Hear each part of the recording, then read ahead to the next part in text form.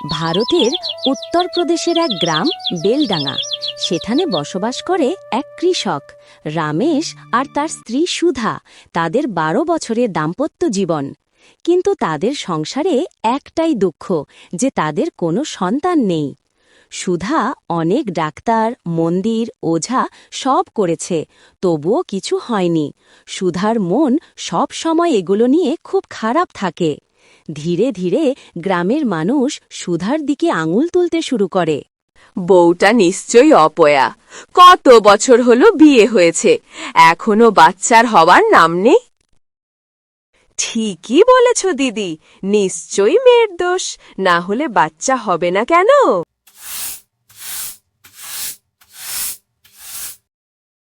সুধা, কি রে পোড়ামুখী, কোথায় গেলি?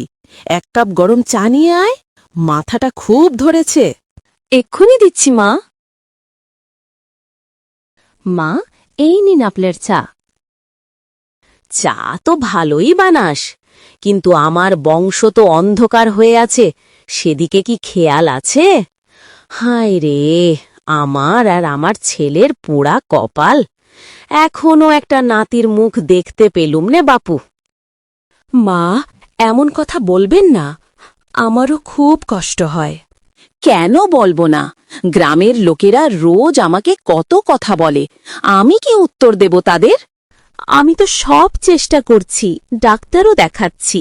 আমার ভাগ্যে সন্তান থাকলে নিশ্চয়ই আসবে মা। তোর বয়সী মেয়েদের ঘরে এখন ২-৩টে সন্তান খেলা করে, আর আমাদের ঘর শূন্য। একটা সংসার শুধু স্বামী স্ত্রী দিয়ে চলে না, সন্তান লাগে, রক্তের ধারাবাহিকতা লাগে। এভাবে আর কতদিন চলবে? এমন চলতে থাকলে আমি আমার ছেলের আবার বিয়ে দিব। এমন করে বলবেন না মা, আমি যে ওনাকে খুব ভালোবাসি। তোমার ভালোবাসা দিয়ে আমি কি করব? আমার বংশের বাতি চাই। সুধা কোনো উত্তর দিতে পারে না, তার ওপর যেন পাহাড় ভেঙে পড়েছে। বাবুলাল, চলো কিছুক্ষণ বসি, বড্ড হাঁপিয়ে গেছি। অন্যদিকে জমিতে চাষ করার সময় রমেশের ঘনিষ্ঠ বন্ধু বাবুলাল তাকে বলে, এত কাজ করে কি করবি? কে খাবে তোর ধন সম্পদ? শোন, পাশের গ্রামে পার্বতী নামের এক মেয়ে আছে, গরিব কিন্তু দেখতে ভালো। তুই ওকে বিয়ে করে নে। ওকে বিয়ে করলে তুই সুখী থাকবি। সুধাকে ছেড়ে আর একটা বিয়ে করব? যে মেয়েটা আমার জন্য জীবনটা উজাড় করে দিল, তাকে কি এত সহজে ভুলে থাকা যায়? মানুষের কথা তো শুনছিস, সুধা কখনো মা হতে পারবে না। তুই বংশরক্ষা না করলে মান সম্মান থাকবে? বাবুলাল দা, তুমি আমার ভালো চাইতেই বলছো, সেটা আমি বুঝি, কিন্তু সুধা আমার স্ত্রী, আমার দায়িত্ব। ও যখন পাশে আছে তখন অন্য কাউকে বিয়ে করার প্রশ্নই ওঠে না। যে বাড়িতে ভালোবাসা থাকে সেখানে বংশ টিকিয়ে রাখার জন্য বিয়ে বদলাতে হয় না। তাই এই কথা আর কখনো বলবে না। আমি সুধাকে নিয়েই সংসার করব। এই সুযোগ মিস করিস না। কালই মেয়ের বাবার সাথে দেখা কর। ওগো শুনছ, তুমি আবার বিয়ে করো। তোমার মাও আজ তাই বলছিল। তুমি আমাকে নিয়ে ভেবো না। আমি চাই না আমার জন্য তুমি সন্তান সুখ থেকে বঞ্চিত থাকো। সুধা, তুমি এমন কথা বলছো কেন? আমি কখনো তোমাকে ছেড়ে অন্য কাউকে বিয়ে করব না। আমার মা বা গ্রামের মানুষ যাই বলুক, তা আমার সিদ্ধান্ত বদলাতে পারবে না।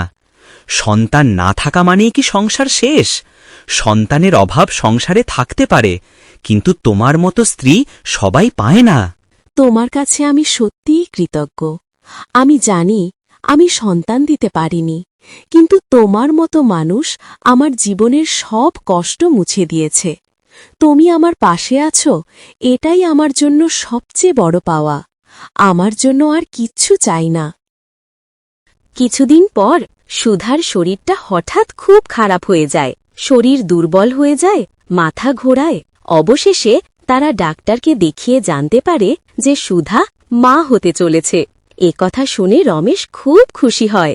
দীর্ঘ ৯ মাস অপেক্ষার পর তাদের কোল জুড়ে এক ছেলে সন্তানের জন্ম হয়। সত্যিকারের ভালোবাসা ও একে অপরের প্রতি শ্রদ্ধা থাকলে কোনো সামাজিক চাপ বা দুঃখ সংসারকে ভাঙতে পারে না। সঙ্গীর পাশে থাকা ও একে অপরকে বোঝা, এটাই জীবনের আসল পূর্ণতা।